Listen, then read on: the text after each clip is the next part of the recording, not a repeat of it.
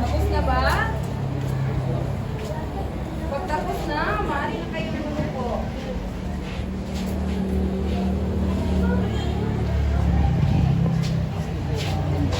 Tapos na?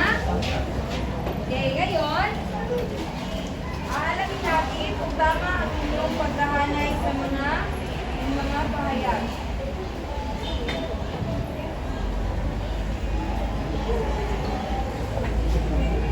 Ang unang pangkat ang siyang babasa sa sanhi at ang pangalawang pangkat siya yung babasa ng bunga ng sanhi. Okay? Unang pangkat, basahin ang unang sanhi. Nagkaroon ako ng background check at home visit sa aking mga mag-aaral. Ano yun? Joseph? Ulitin. Ano yung sabi mo? Visit. Visit. Okay, next. Pangalawang pangkat, basahin ang bungang binasa ng unang pangkat. Lahat ng katotohanan na natuklasan mo ay inilalahanan ng aking mulat kapag nawawa. Bagay na hindi pa alam ng ilang mga guro. Tama ba ang pagkahanay ng mga ano? Tama, okay. Ngayon, basahin ang pangalawang sanhi.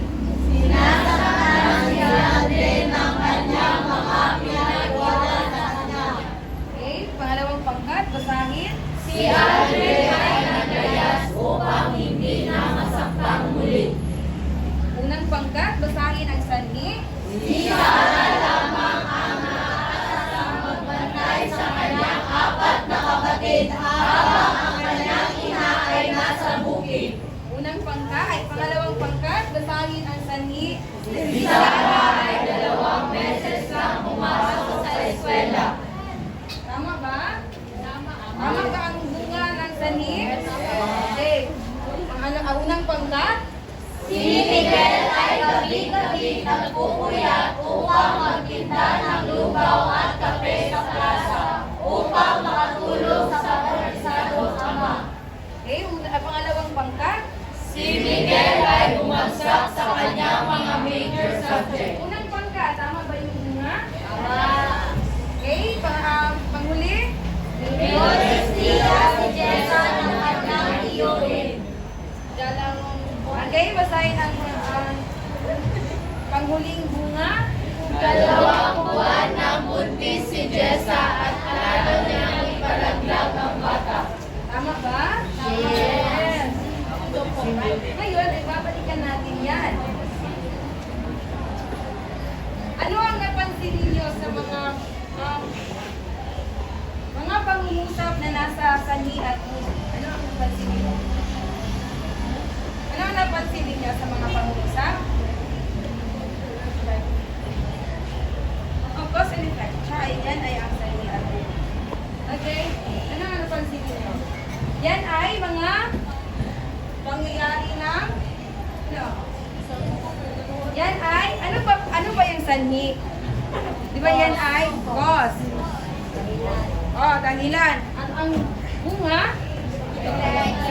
Paano ba nangyayari ang sanhi? Yan ay mga problema ng mga tao, specific sa mga kabataan o katulad ninyong mga mag-aaral. Yan sina Aldrin, Sarah, Miguel at Jessa, sila ay mga mag-aaral. Yan ay ating alamin sa video ito. Ang kwentong ating pag-aralan ngayon ay pinamagatang basahin ang nasa PowerPoint. Sa loob ng love class ni Eric O. Carino. Ngayon ay pakinggan natin ang video.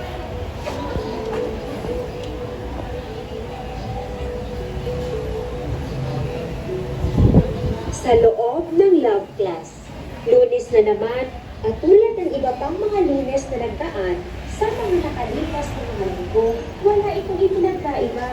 Muli na naman akong maghahanda para sa isang buong linggong pakikipagsapalaran sa piling ng mahigit 200 mag-aaral ng iba't ibang pag-aaral na may iba't ibang kwento rin ng buhay.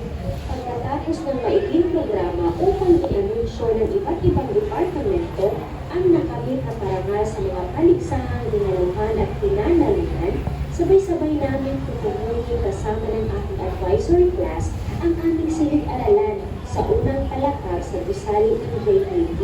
Doon, ang aming paharian at lugar na tinatahanan ay yak lamang ang maraming pangyayari sa aming klase sa araw-araw na nadaraan.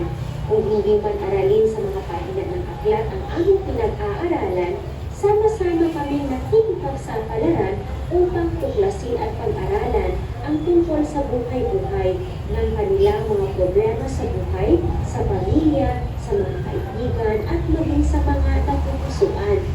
At ang tanging pang-aliw na ginagawa ko sa kanila ay ang busugin sila ng maraming katatawanan, punchline at mga joke upang kahit sa sansaglit makita nilang masaya ang buhay at may mga dahilan para tumawa at maging maligaya.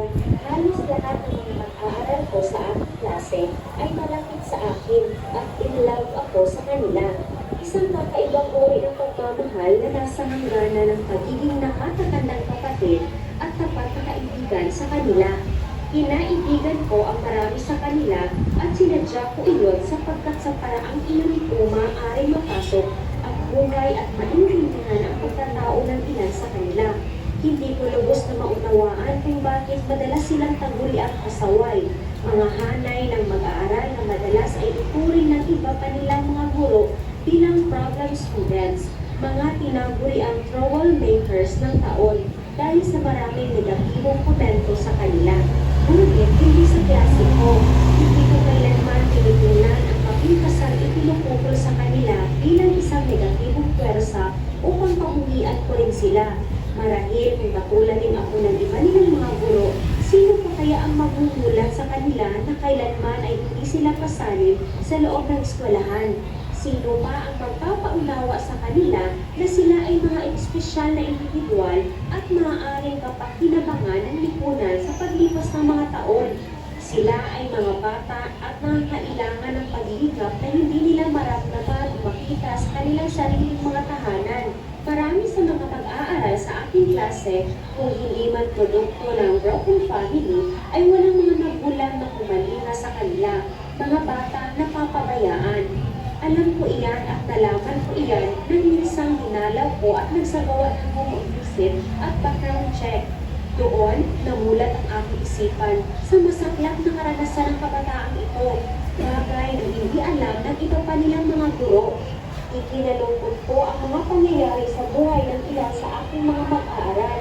Si Aldrin, iniwan ang kanyang ina ng ibang bansa at iniwan sa pangangalaga ng isang malayong kamag-anak. Sinasaktan siya ng pinag-iwanan sa kanya, kaya't lumayas siya at nakikitira ngayon sa mga kaibigan. Napasok ko rin ang buhay ni Sarah na minsan 2 beses lamang nakapapasok sa eskwela. Nalaman ko sa kanyang ina na siya lamang ang nakatutulong niya sa pag-aalaga sa 4 pang maliliit na kapatid habang sila ay nasa bukid. Si Miguel naman bagsak sa mga major subject niya dahil sa gabi-gabing pagpupuyat sa pagtitinda ng lugaw at kape sa plaza. Ang plaza ay buhay at pinagkukunan niya ng pang-agdong buhay sa piling ng karanisadong ama. Lalo pa tinurot ng malungkot na kapalaran ni Jessa ang aking damdamin nang mapatid kong 2 buwan siyang buntis sa kanyang nasewang tiyuhin. Ang masaklatan nito, hindi Okay. Pagbawanilin nyo sapagkat ang aming inihandang video ay